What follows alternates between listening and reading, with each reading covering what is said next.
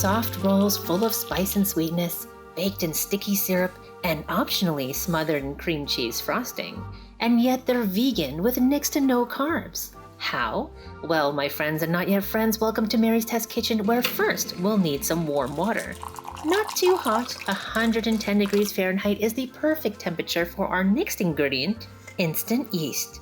Yeast, of course, requires sugar to do its job, and it will do the job so well that none of it will remain by the time our rolls go in the oven. This is the reason why we need to move quickly. So quickly, we'll get in our high-fiber, low or no-carb dry ingredients. Golden flaxseed, freshly ground and sifted for a fine bakery-like finish. Oat fiber, not oat flour, okay? And vital wheat gluten, which is the protein from whole wheat, but without the usual carbs from whole wheat.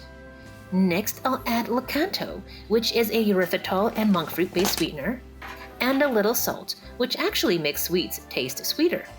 Stir this all together and you'll form a raggedy piecey dough. And then you can get in there with clean hands and just knead it so it comes together.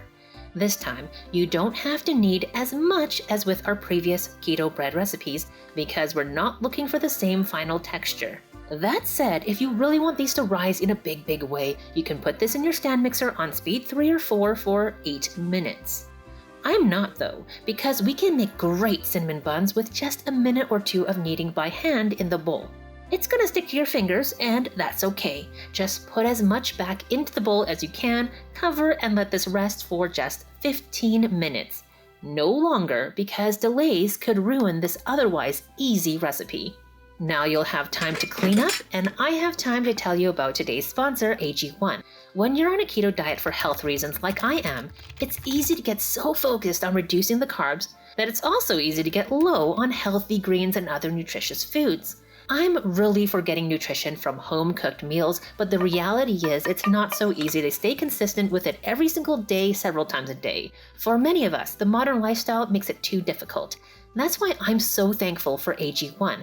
I take it every day because it's a really refreshing, easy way to start the morning with the knowledge that with one drink, I've already covered a lot of the essentials. And it's just one less thing to stress about.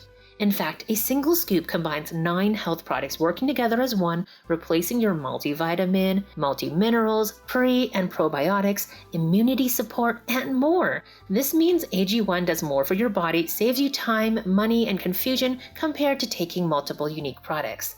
Longtime viewers will already know how getting a boost of nutrition every day made a huge difference, and these days I keep taking it because I really do feel better than when I've tried alternative products or decided to skip for a while. I really am more energetic, focused, and overall things just seem to go more smoothly, if you know what I mean. Speaking of smoothly, this is your turn to try AG1. Click the link that's coming up on the screen or the description box below, and with your first purchase, you can get 5 extra free travel packs to take this daily nutrition on the go, as well as a year's supply of immune-supporting vitamin D3 plus K2. Most of us in North America should be including this as it's hard to get enough, and it's also super important for our overall health. And by the way, it is the vegan-friendly version of D3 derived from lichen. Not just for keto dieters, but for anyone, AG1 is vegan-friendly, gluten-free, allergy-friendly as it's free from dairy, eggs, nuts, and other common allergens. Plus, it's third-party tested and NSF certified for sport. So if this sounds like something you want to try, please don't wait. Click that link to check it out today. Speaking of not waiting, while this first proof is going on, let's go ahead and make the sticky sauce with coconut cream and more golden lakanto, which has more of a brown sugar taste than the classic stuff. And a bit of inulin powder, which is an extract of chicory root. It's actually a prebiotic that has natural sweetness, but if you don't have it, you don't really need it. I just like it. By the way, I've tried using these vanilla cream stevia drops as the main sweetener in this sticky sauce and in the dough itself in previous tests, and it turned out pretty good. But I do find this stuff really expensive, so I never intended to make it part of the official recipe, so I don't really have the measurements for you. I really try to balance Not only what works in the recipe, but also what's affordable and what you can buy in stores. That said, erythritol has experienced some recent controversy, but anyways, I'm probably overthinking it, which is why I didn't add the xanthan gum until after this started bubbling. It's totally fine though, I just have to use an electric milk frother to get it to mix completely without clumping. You can see this makes the sauce thick and it gives it that look of caramel. The texture gets even better after it's baked though. For now, I'll just cover it and set it aside for later. Finally, it's been just 15 minutes since we started resting the dough and it's risen about 50 to 60%. Let's get it out and shape it into a rectangle.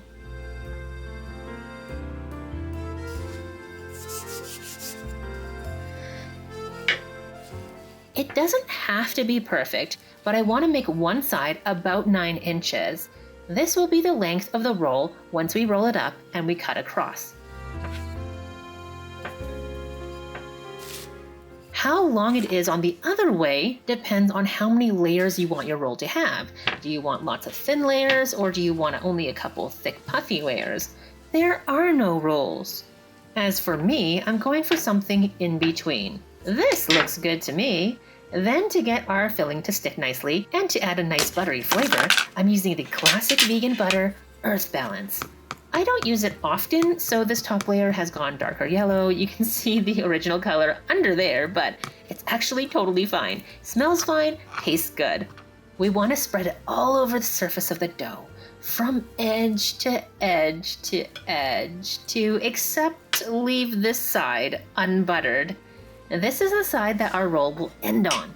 Then I'll get 1 tablespoon of cinnamon, or thereabouts, and cover our buttered area. Then more Lakanto Golden. For this part, you will have the sweetness from the syrup and optionally the frosting, so you might not need to add sweetness to the filling. I just like to. It's nice with or without though, so it's really up to you. Starting on the cinnamon-coated side, fold 1 inch of the edge over firmly, pinching down. Roll the dough tightly but gently towards the uncoated edge and pinch to seal.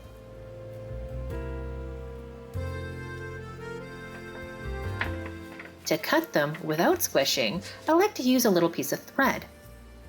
Place it beneath the roll, then cross it over the top, and pull for a nice clean cut.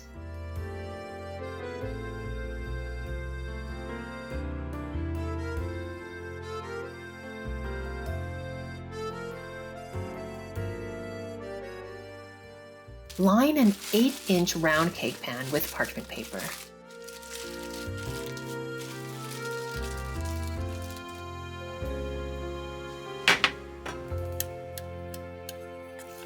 Then spoon half of the sticky sauce into the pan. Place the cinnamon rolls nicely.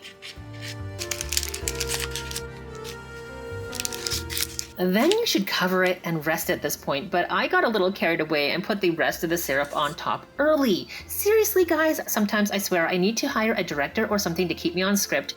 Until that day that I can afford that, just follow my printable recipes when you actually go to make a recipe of mine.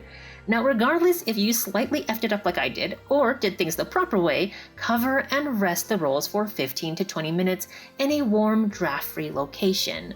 Meanwhile, you can take your elderly cat for a short walk and get some sunshine. Only a short walk though, because you need to get back in the kitchen to preheat your oven to 400 degrees Fahrenheit. After 20 minutes, we're back, and the buns haven't actually risen all that much. It's okay though, as they will puff up a bit more in the oven. If you are doing things the proper way, then now you would spoon over the second half of the sticky syrup. Instead, I'll just pop these directly into the fully preheated oven and let them bake for 30 minutes.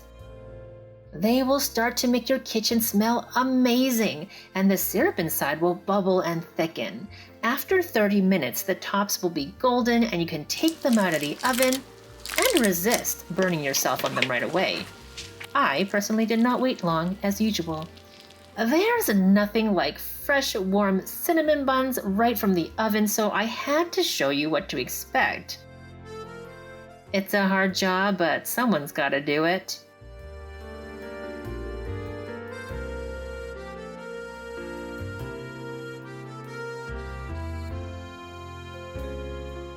With all the fiber and protein in these rolls, it's very satisfying, so I've got to stop at a small taste and make the frosting before getting carried away and getting way too full for our final taste test. This is my basic vegan cream cheese frosting with just one slight alteration to make it keto. First, vegan butter, 75 grams. Then the same amount of vegan cream cheese.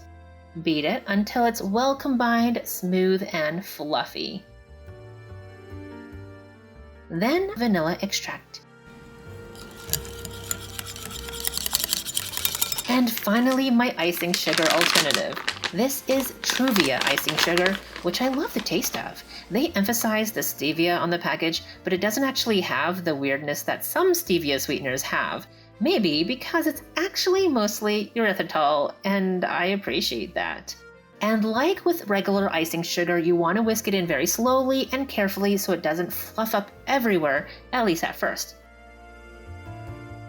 Once totally incorporated, give it a taste.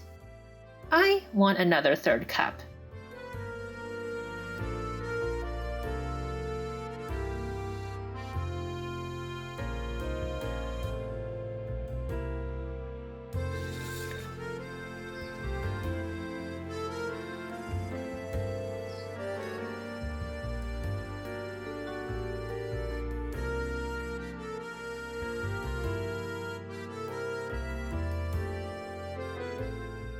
As you can see, we have plenty of frosting in case you want more. Also, can confirm, it tastes absolutely wonderful. The texture is soft on the inside, the bottoms are a little bit caramelized and chewy. It's just this wonderful juxtaposition of textures, and the flavor is that cinnamon, sugar, wonderful, slightly caramelized. And as I mentioned before, these cinnamon rolls are full of fiber and protein, which makes each bite very satisfying. Just one roll is often enough. So you may need to store the rest for later. I just cover them and put them in the fridge. The next day, I had to show you how they do reheated. I popped this in the microwave for 15 seconds, and let's get in there.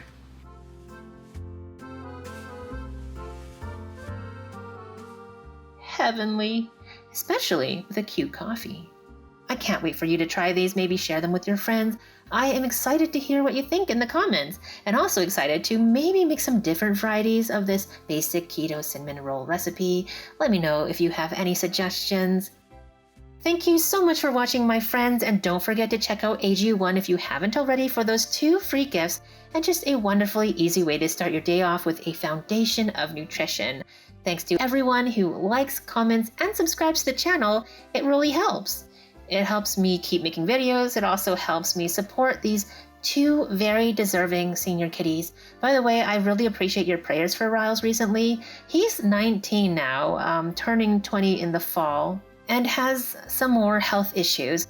And I know a lot of you have shown your love for him throughout the years. I want you to know that I really appreciate it. Thank you so much for watching, and bye for now.